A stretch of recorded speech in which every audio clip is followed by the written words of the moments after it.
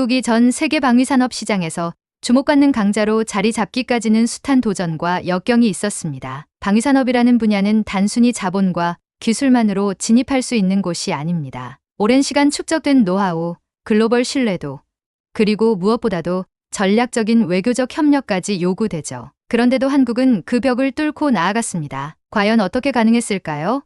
이 이야기는 2009년 한국의 K-21 보병 전투 차량에서 시작됩니다. K-21은 한국의 방산업체인 한화디펜스 개발한 최첨단 보병 전투 차량입니다. 이 차량은 북대서 양조약기구 기준을 충족하며 일부 성능에서는 오히려 기존 NATO 차량을 뛰어넘는 스펙을 자랑했습니다. 적의 30mm 기관 포탄을 막아낼 수 있는 고강도 장갑, 고속 기동성을 보장하는 740마력의 V10 디젤 엔진, 그리고 수륙 양용 능력까지 K-21은 이 모든 것을 갖춘 차세대 보병 전투 차량으로 큰 기대를 받았습니다. 특히 K-21의 설계는 한국만의 독특한 상황에서 출발했습니다. 한국은 반도의 지형적 특성과 함께 북한과의 군사적 대치를 고려해야 했습니다. 전쟁이 발생하면 강을 건너야 하는 수륙 양용 능력과 민첩한 기동력, 그리고 승무원의 생존율을 높이는 고도화된 방어 시스템이 필수였습니다. 이러한 점에서 K-21 단순히 기존 NATO 장비를 모방한 것이 아니라 한국의 필요와 국제 기준을 모두 충족시키는 독창적인 디자인이었죠. 그러나 문제는 해외 시장이었습니다. K-21은 뛰어난 성능에도 불구하고 국제 시장에서 미국의 M2, 브래들리나 독일의 퓨마 같은 기존의 강자들과 경쟁해야 했습니다. 방위산업 분야는 신뢰와 경험이 중시되기 때문에 신생 무기 제조국이 자리를 잡기란 쉽지 않았습니다. 한국이 자국 내에서만 사용하던 K-21은 글로벌 시장에서 눈에 띄지 못하고 머물렀습니다. 하지만 여기서 멈출 한국이 아니었습니다. 2019년 K-21은 새로운 모습으로 탈바꿈에 다시 한번 세계 무대에 도전장을 내밀었습니다. 이 혁신적인 변화는 바로 AS-21 레드백이라는 이름으로 탄생했습니다. AS-21 레드백은 호주 육군이 진행한 LAND 400 페이스 3 사업의 후보로 제출되며 글로벌 시장에서 제도약을 꿈꾸게 됩니다. 호주군이 진행하는 이 프로젝트는 노후화된 M113 보병 전투 차량을 대체할 차세대 IFV를 찾는 것이었죠. 호주의 M113은 1960년대부터 사용된 구형 장비로 1995년에 이미 퇴역 예정이었으나 대체 차량 선정이 늦어지며 여전히 운영 중이었습니다. 호주는 이 차량을 2025년까지 단계적으로 교체하고 2030년에는 완전히 퇴역시키기로 결정했습니다. 따라서 호주군은 험난한 지형과 다양한 작전, 환경에서 사용할 수 있는 새롭고 혁신적인 보병 전투 차량을 찾아야 했습니다. 처음 호주는 독일 링스 IFV를 가장 유력한 후보로 검토했습니다. 링스는 2015년부터 독일군이 사용해온 최신 장비로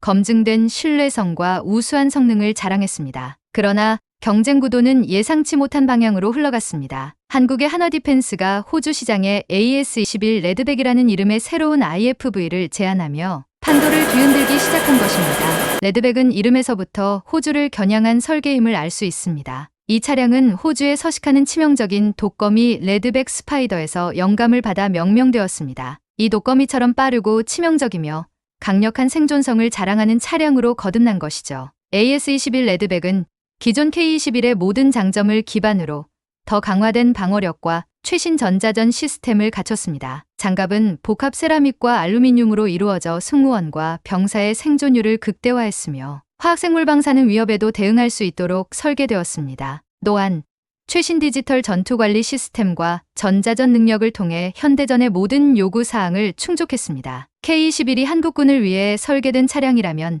AS-21 레드백은 글로벌 시장, 특히 호주의 혹독한 지형과 작전 조건을 완벽히 고려해 설계된 차량이라 할 수 있습니다. 이처럼 레드백은 단순한 업그레이드 버전이 아니라 한국 방산 산업의 글로벌 진출을 위해 새롭게 태어난 야심작이었습니다. 이러한 배경 속에서 AS-21 레드백은 단순히 한국 기술력의 상징이 아니라 한국 방산 산업의 글로벌 도전 정신을 보여주는 대표 사례로 자리 잡았습니다. 이제 K-21에서 출발한 이 이야기는 단순히 뛰어난 기술력을 넘어 한국이 글로벌 방위산업 시장에서 신뢰받는 강자로 떠오를 수 있는지를 시험하는 중요한 전환점이 된 것입니다. 한국이 만들어낸 레드백은 과연 호주의 마음을 사로잡을 수 있을까요? 앞으로의 이야기를 통해 더 자세히 알아보겠습니다. 2000년대 초 한국은 국가 경쟁력을 강화하기 위한 새로운 도전 과제로 방위산업을 선정했습니다. 한국은 지리적 군사적 특성상 강력한 국방력이 필수였고, 이를 위해 독자적으로 무기를 개발하고 생산할 수 있는 능력을 확보해야 했습니다. 특히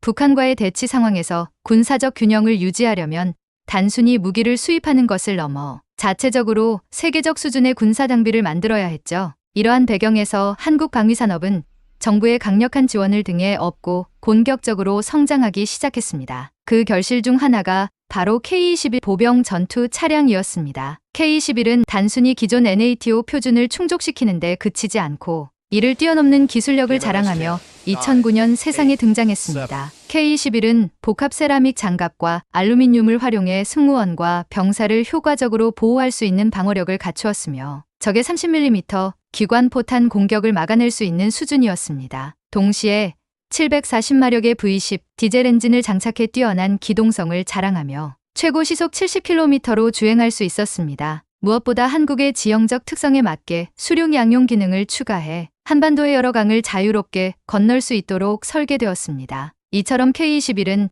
당시 NATO의 최신 보병 전투 차량들과 견줄 만한 성능을 갖추고 있었고, 심지어 일부 면에서는 더 뛰어난 평가를 받았습니다. 하지만 뛰어난 성능에도 불구하고 글로벌 시장에서는 기대만큼 성과를 내지 못했습니다. 이는 한국이 방위산업 강대국들과의 치열한 경쟁에서 브랜드 신뢰도와 국제적 인지도라는 측면에서 부족함을 겪었기 때문입니다. 방위산업 시장은 단순히 우수한 제품을 만들어내는 것만으로는 성공할 수 없는 곳입니다. 기존의 강대국들은 수십 년간 구축해 온 신뢰와 네트워크를 바탕으로 글로벌 시장을 장악하고 있었습니다. 특히 미국의 에미 브래들리, 독일의 퓨마와 같은 장비들이 각국 군대에서 널리 사용되고 있었기 때문에 K-21이 뚫고 들어갈 틈은 좁았습니다. 결과적으로 K-21은 한국군의 내부 사용에 머물렀고 글로벌 시장에서 주목받는 데는 실패했습니다. 하지만 한국은 이 실패를 교훈 삼아 더 큰 도전을 준비했습니다. 2018년 호주군이 LAND 400 페이스 3 프로젝트를 발표하며 새로운 IFV를 도입하려 한다는 소식이 전해졌습니다. 이 프로젝트는 호주의 M113 보병 전투 차량을 대체하기 위한 것이었습니다. M113은 1960년대에 설계된 구형 장비로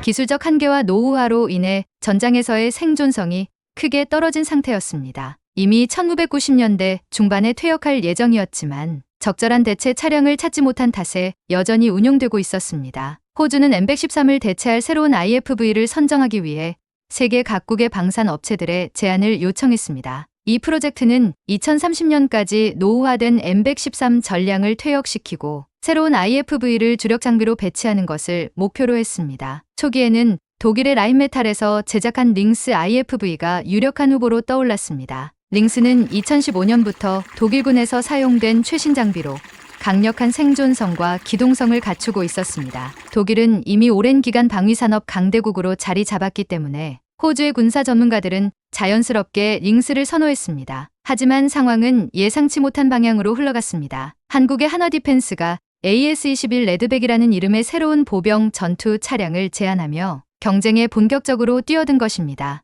AS-21 레드백은 기존 K-21을 기반으로 설계되었지만 호주의 지형과 작전 환경에 맞춘 맞춤형 디자인을 통해 K-21과는 차별화된 장점을 보유하고 있었습니다. 레드백이라는 이름은 호주에 서식하는 레드백 스파이더에서 따온 것으로 이 독거미의 특징처럼 빠르고 치명적이며 강력한 생존력을 상징했습니다. 이는 단순히 차량의 이름을 넘어 호주의 요구를 철저히 이해하고 설계된 차량이라는 메시지를 전달하려는 전략적 선택이었습니다. 레드백은 이전 K-21과 한층 더 진화한 성능을 자랑했습니다. 복합 장갑과 화학생물 방사능 방어 기능을 통해 승무원과 병사의 생존성을 극대화했고 최신 디지털 전투관리 시스템과 전자전 기능을 탑재해 현대전의 요구를 충족시켰습니다. 또한 호주의 험난한 지형에서도 안정적인 기동성을 유지할 수 있도록 신형 서스펜션 시스템과 강력한 엔진을 장착했습니다. 한화디펜스는 단순히 차량의 성능만을 강조하는데 그치지 않았습니다. 호주와의 협력과 상생을 강조하며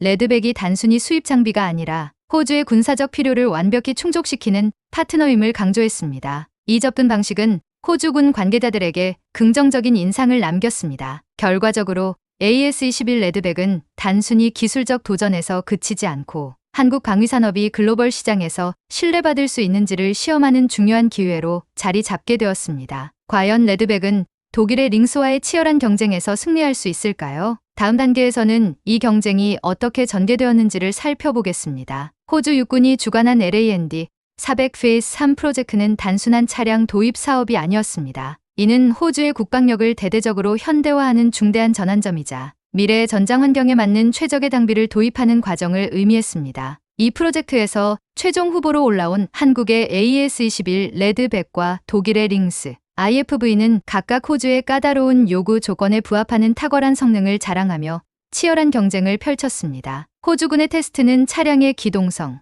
방호력, 화력, 운용 편의성 등 여러 항목에서 혹독하게 진행되었습니다. 특히 호주의 독특한 지형과 작전, 환경에서 최적의 성능을 발휘할 수 있는지 여부가 승패를 가르는 결정적인 요소로 작용했죠. 첫 번째 혹독한 지형 테스트 레드백의 기동성 입증. 호주는 넓고 복잡한 자연환경을 자랑합니다. 광활한 사막, 울퉁불퉁한 산악 지역, 열대 우림, 그리고 강수량이 많은 해안 지대까지 다양한 지형이 혼재해 있습니다. 이런 환경에서 작전을 수행할 보병 전투 차량은 단순히 주행할 수 있는 수준을 넘어 험난한 지형을 신속하고 안전하게 돌파할 수 있는 능력이 요구되었습니다. 레드백은 테스트 과정에서 뛰어난 기동성을 선보이며 독일의 링스보다 우수하다는 평가를 받았습니다. 이남형 유압식 서스펜션이나 하이드롭 뉴매틱 서스펜션 시스템을 장착한 레드백은 거친 지형에서도 안정적인 주행 성능을 발휘하며 차체 흔들림을 최소화했습니다. 이는 탑승자의 피로도를 크게 줄이는 중요한 기술이었죠. 특히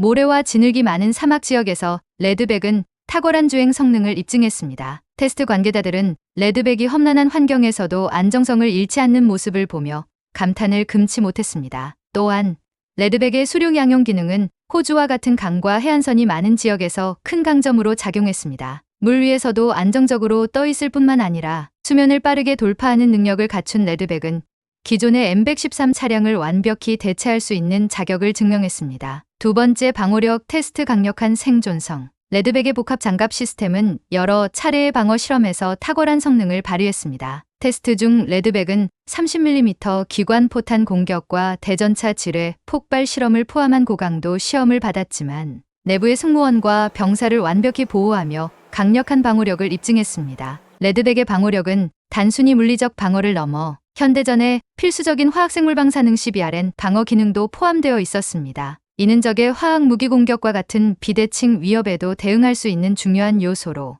호주군의 높은 평가를 받았습니다. 특히 방호력과 함께 강조된 부분은 지뢰 방어 능력이었습니다. 레드백의 하부 설계는 지뢰 폭발로 인한 충격을 효과적으로 분산시키며 탑승자들에게 전달되는 충격을 최소화하는 데 성공했습니다. 세 번째, 화력 테스트. 레드백의 압도적 화력. 레드백은 단순한 방어형 차량이 아닌 전장에서의 적극적인 공격 임무를 수행할 수 있는 강력한 무기 시스템을 갖추고 있습니다. 주요 우장으로는 30mm MK4S 기관포, 스펙 LRE 대전차 미사일, 7.62mm 동축 기관총, 그리고 76mm 다목적 연막탄 발사기를 포함하고 있습니다. 테스트 과정에서 레드백은 적의 경장갑 차량과 주요 표적을 신속하고 정확하게 제압하며 뛰어난 화력을 입증했습니다. 특히 스파이크 LRE 대전차 미사일은 장거리에서도 탁월한 타격 정확도를 보여주며 호주군 관계자들에게 깊은 인상을 남겼습니다. MK44 기관포는 높은 발사 속도와 강력한 파괴력을 자랑하며 적의 병력을 제압하는 데 효과적이었습니다. 이 무기는 현대 전장 환경에서 적 장갑 차량뿐 아니라 저강도 전투 상황에서도 유용한 장비로 평가되었습니다. 네 번째, 내부 설계와 승무원 편의성. 레드백은 단순히 성능 면에서 뛰어난 차량일 뿐만 아니라 승무원과 병사의 안전과 편의를 세심하게 고려한 설계로도 높은 평가를 받았습니다. 내부 공간은 기존 차량에 비해 넓고 효율적으로 설계되었으며 병사들이 장시간 탑승할 경우에도 편안함을 느낄 수 있도록 배려했습니다. 또한 충격 흡수 기능이 포함된 좌석과 최적화된 냉난방 시스템은 호주의 극한 환경에서도 쾌적한 작업 환경을 제공했습니다. 테스트에 참여한 호주 병사들은 레드백이 운전과 전투 준비에서 훨씬 편리하다고 평가했습니다. 차량 내부의 설계가 직관적이고 조작이 쉬워 차량의 복잡한 시스템을 최소한의 훈련으로도 효과적으로 운용할 수 있었기 때문입니다. 다섯 번째, 현지화 전략. 호주와의 협력. 레드백이 다른 경쟁 차량보다 앞서 나갈 수 있었던 또 다른 요인은 현지화 전략이었습니다. 한화디펜스는 호주의 방산 업체들과 협력해 레드백의 일부 부품을 현지에서 생산하고 유지 보수와 관련된 기술을 호주에 이전하겠다고 약속했습니다. 이러한 접근은 단순히 장비를 판매하는 것이 아니라 호주의 국방산업 발전에 기여하겠다는 의지를 보여주는 전략으로 호주군 관계자들에게 큰 신뢰를 얻었습니다. 6번째, 독일 링스와의 비교 차별화된 강점. 독일의 링스 IFV는 검증된 신뢰성과 성능을 자랑했지만 호주의 지형과 작전 환경에 최적화된 설계라는 측면에서는 레드백이 앞섰습니다. 특히 호주의 혹독한 자연 조건에서 레드백의 기동성과 방호력, 그리고 화력 시스템은 링스를 능가하는 모습을 보였습니다. 호주의 테스트 결과가 공개될수록 레드백의 우수성이 점점 더 부각되었습니다. 레드백은 단순히 호주의 새로운 주력 장비로 자리 잡을 가능성을 보여주는데 그치지 않고 한국 방산 기술의 세계적 신뢰도를 증명하는 계기가 되고 있습니다. 이제 남은 것은 호주군의 최종 결정뿐입니다. 과연 레드백은 치열한 경쟁에서 최종 승리할 수 있을까요? 다음은 호주의 선택과 레드백의 세계적 의미를 다룰 결말 파트를 통해 확인해 보겠습니다. 2024년 호주군은 드디어 LAND 400 페이스 3 프로젝트의 최종 결정을 발표했습니다. 독일의 링스 IFV와 한국의 AES-1, 레드백이 치열하게 경쟁한 끝에 호주는 레드백을 차세대 보병 전투 차량으로 선정했습니다. 이로써 레드백은 1960년대부터 호주군의 주력 장비였던 M113의 뒤를 잇게 되었으며 이는 단순히 한 계약 이상의 의미를 갖게 되었습니다. 첫 번째, 호주군의 선택, 레드백의 강점이 빛을 발하다. 호주군은 레드백의 탁월한 성능과 현대전 요구에 부합하는 기술력, 그리고 현지화 전략을 높이 평가했습니다. 테스트 과정에서 레드백은 호주의 혹독한 자연 환경과 다양한 작전 시나리오에서 강력한 기동성과 방호력을 보여주었으며 화력과 전자전 능력 면에서도 독일의 링스를 앞서는 모습을 보였습니다. 또한 한화디펜스가 제안한 호주 내 부품 생산 및 기술 이전 협력은 호주의 국방산업 발전에도 긍정적인 영향을 미칠 것으로 기대되며 이는 단순히 장비 구매를 넘어 양국 간의 협력 강화라는 추가적인 가치를 제공했습니다. 호주의 국방부 관계자는 발표 기자회견에서 이렇게 말했습니다. 레드백은 단순히 호주의 새로운 IFV가 아닙니다. 이는 호주군의 미래를 책임질 핵심 장비이며 한국 방산 기술의 증가를 증명하는 사례입니다. 두 번째, 레드백 계약의 의미. 한국 방산 산업의 글로벌 도약. 호주의 레드백 채택은 단순히 한 번의 수출 성공이 아니라 한국 방산 산업의 글로벌 위상을 높이는 중요한 계기가 되었습니다. 방산 시장은 기술력뿐 아니라 신뢰와 명성이 중요한 분야입니다. 이번 계약을 통해 한국은 단순히 좋은 무기를 만드는 나라를 넘어 글로벌 파트너로서 신뢰받는 방산 강국으로 인정받게 되었습니다. 레드백 프로젝트는 한국 방위산업이 가진 미래, 지향적 설계 능력과 현대전의 요구를 이해하는 기술력을 전 세계에 알렸습니다. 특히 NATO 기준을 넘어서는 성능과 철저한 현지화 전략은 한국이 글로벌 방산 시장에서 지속적으로 성공을 이어갈 수 있는 잠재력을 보여준 사례로 평가됩니다. 세 번째, 호주를 넘어 레드백의 글로벌 시장 진출. 레드백의 성공은 호주에만 국한되지 않았습니다. 호주군이 레드백을 도입하기로 한 결정은 세계 무기 시장에서도 큰 관심을 불러일으켰습니다. 호주는 높은 기준과 엄격한 테스트를 거쳐 장비를 선정하는 국가로 잘 알려져 있기 때문에 호주의 선택은 곧 레드백의 품질과 신뢰성을 보증하는 역할을 했습니다. 이후 여러 국가들이 레드백에 관심을 보였으며 실제로 동남아시아, 중동, 유럽 등 다양한 지역에서 레드백을 도입하기 위한 논의가 시작되었습니다. 레드백은 단순히 한화디펜스의 성공을 넘어 한국 방산 제품의 글로벌 브랜드화를 이끌어내는 데 기여했습니다. 네 번째, 한국 방산 기술의 미래. 레드백의 성공은 한국 방산 기술 발전의 출발점에 불과합니다. 한화디펜스는 레드백 이후에도 차세대 무기 시스템 개발에 박차를 가하고 있으며 드론, 인공지능의 기반 전투 시스템 등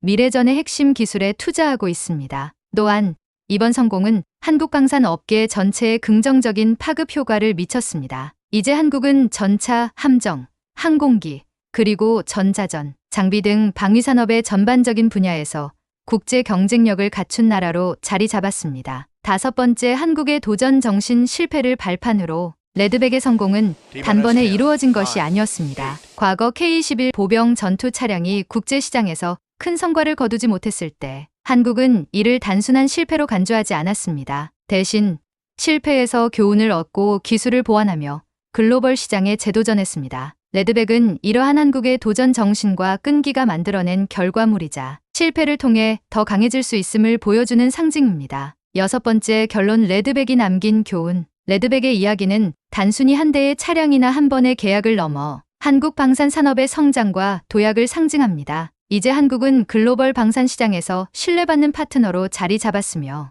앞으로도 끊임없는 도전과 혁신을 통해 더 큰 성과를 거둘 것으로 기대됩니다. 호주에서 시작된 레드백의 여정은 이제 전 세계로 뻗어나가고 있습니다. 과연 다음 목표는 어디일까요? 한국의 도전은 아직 끝나지 않았습니다. 이 이야기가 흥미로우셨다면 좋아요와 구독 부탁드립니다. 앞으로도 한국의 기술과 도전 정신을 담은 이야기를 더 많이 들려드리겠습니다. 감사합니다.